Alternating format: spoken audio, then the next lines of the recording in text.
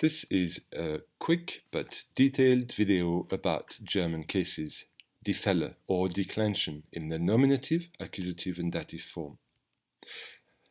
Declension is the term that's used to define all the ways that articles, adjectives, sometimes nouns can change their form to reflect their role in a sentence, such as subject, object, place, time, etc.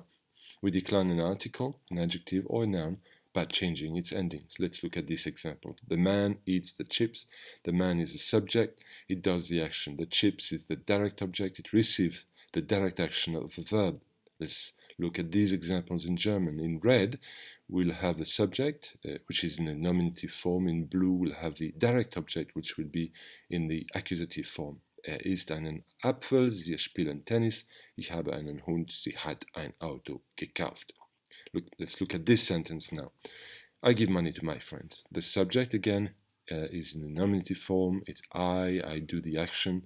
Money is the direct object. It receives the direct action of verb give.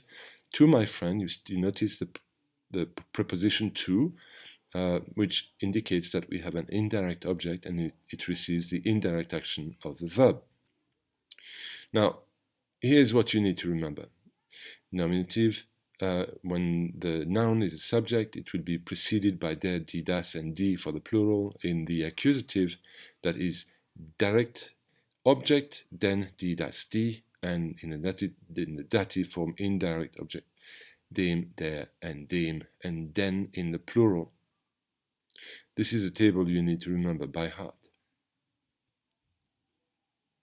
Same with the indefinite article, ein, masculine, ein, feminine, eine, neuter, ein, einen, eine, ein, einem, einem. You can always rewind this video, but it's important you know these declensions and probably you want to write them in your book. Now, pause the video and try to figure out the answers to this exercise here. Here are the answers. Now let's look at the declensions or the cases with adjectives, like great, bad. Okay, this would be the table. Okay, you can pause the video and probably you want to write these down. There's a rule called the rule of the gun. You see, der, die, and das, the article, remain the same in green, in the green section. They don't change. They only change in the pink section. You see? That's what we call the rule of the gun. It's a way for you to remember how to decline the articles.